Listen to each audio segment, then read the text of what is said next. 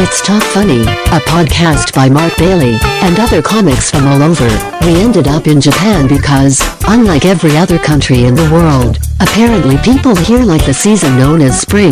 Who knew? The Talk Funny podcast from NagoyaRadio.com and Nagoya Comedy. Here's Mark Bailey. Mark Bailey and Steve Howard back on Talk Funny. We promoted this last episode. So, Comic Voice. I sent you a long time ago, I sent you a video of one of comics we both admire, I think Mark Norman. Yep. I get him confused with the other guy, Sam Morrill. They look similar, and they have a podcast together now. I highly recommend it. Very funny.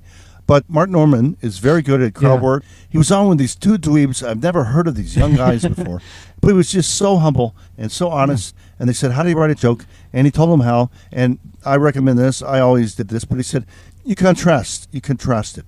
So, wearing a mask with COVID and wearing a mask in a bank. One of them's good, one of them's bad. That's actually my joke. I'm using his premise, contrast. So we do this all the time. We say, like, you're heckling me at a show.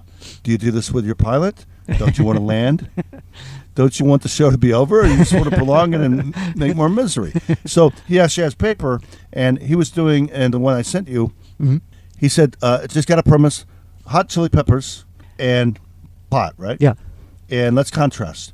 So both will leave you writhing on the floor if you take too much of it. Both of them are natural. Yeah. Both of them have been modified. Both of them have crazy names, like habanera and jalapeno and wowie maui. Yeah. I don't know what I'm talking about. Not that you would, Steve. Killer Green Bud. Yeah, Killer Green Bud. And he went through that, and he got advice from the dweebs, and he ended up doing it on stage, and it went okay. Yeah.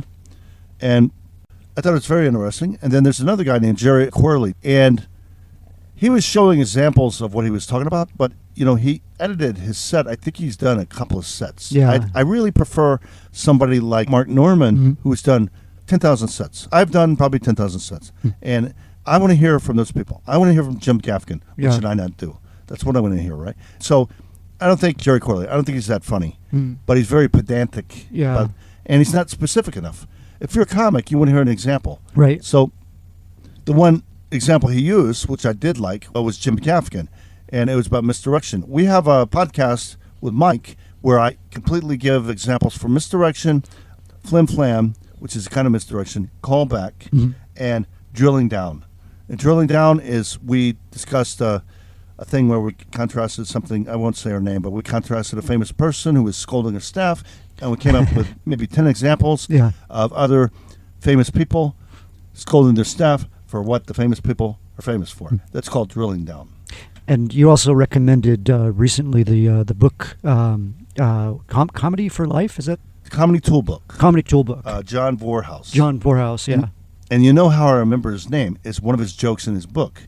He said, people remember my name, Vorhaus, because it sounds like whorehouse. And he said, I was annoyed with this, so I changed my name to John Ordello. And to this day, I read it 20, 30 years ago, and I still remember his name because I think whorehouse.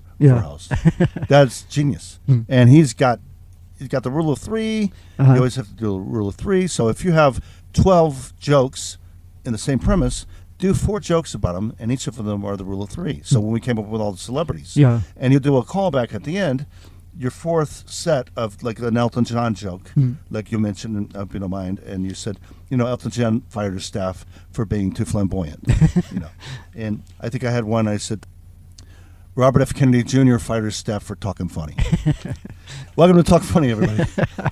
So, Jon Vorhaus, I've read probably all of those books, at least that were published until 2010. I don't read them anymore. I write them, but I just ordered one, so they are still on Amazon. His book is the best. Don't waste your time on the other ones. There's Richard Belzer, which is a waste of time. He won't help you. He doesn't want to help you.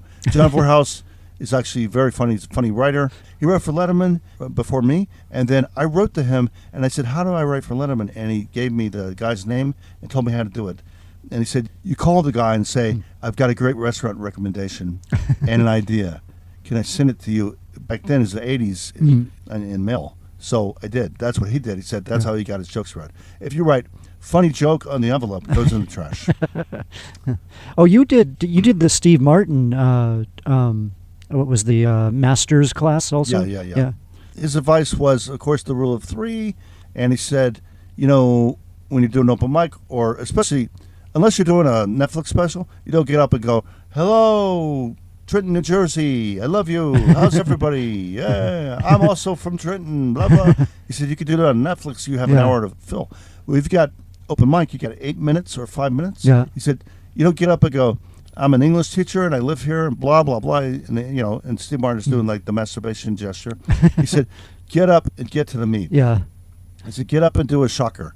And he advised your second best joke should be your first joke, and your best joke should be your closer.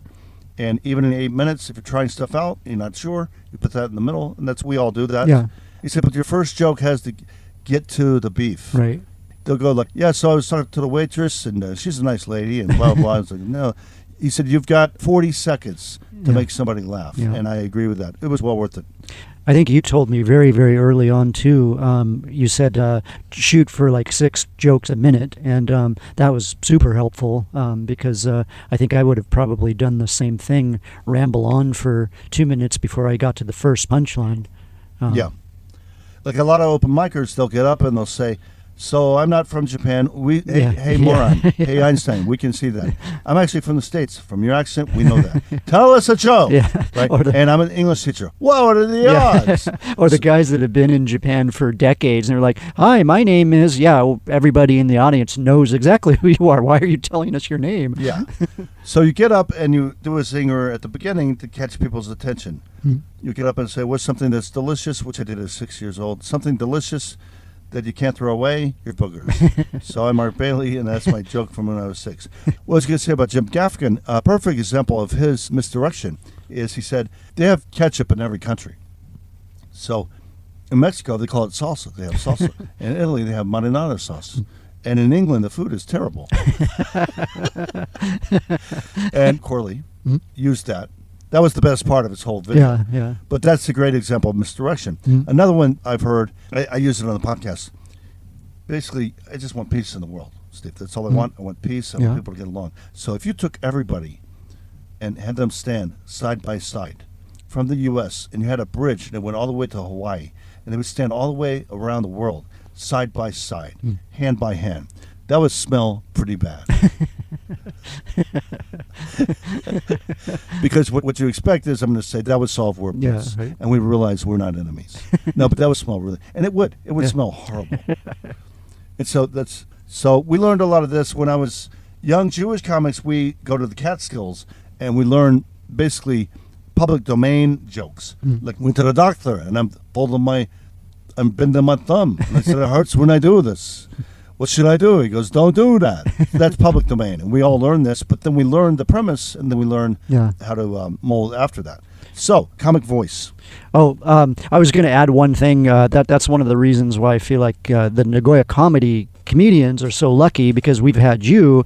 I mean, if we had have done Nagoya comedy or the other comedy group that was alive for a little while, we probably wouldn't have learned any of this. We would have just gone up there and done jokes, just off the cuff, trying to do it naturally, and we wouldn't have learned anywhere near the amount of stuff that we've learned with you acting as sort of a mentor for all of us, actually. Because the guy that ran it before, he was into plays. Right. And he wasn't really into comedy, and he bullied everybody into thinking he was funny. But he was really never funny. Yeah. And some of his stories were good, but he was never funny, but everybody wanted a part in his plays, so they pretend he's funny. Yes, Al Capone, you are hilarious. Al Capone, you are the future Sam Kinison. And where's our April Catch? And so he would have us get up with gimmicks, and he'd say, "Okay, everybody in the audience has maracas now." I'm like, "What the F?" Yeah, it felt like a high school, high school talent contest or something. Yeah, and he's like, "If they don't like your joke, they can rattle." And I said, "If they don't like my joke, they can go F themselves." And they can also walk out. I said, "Jim, if there's a way in movies and comedy, if you don't like the show, you know where the door is. Right. Don't let it hit your ass on the way out." And he said, "No, so for this time," I went Andy Kaufman on him, because by this time I'm tired of his gimmicks. He said, "For this show, for no apparent reason, we're going to all have to incorporate tissue boxes into our set. So I got up and I just started throwing tissues at people. And then they started throwing them back and turned into a Jerry Springer show. He said, that's not what you're supposed to do. I said, you know what you're not supposed to do is tell a comedian what to do. Yeah. That's first mistake.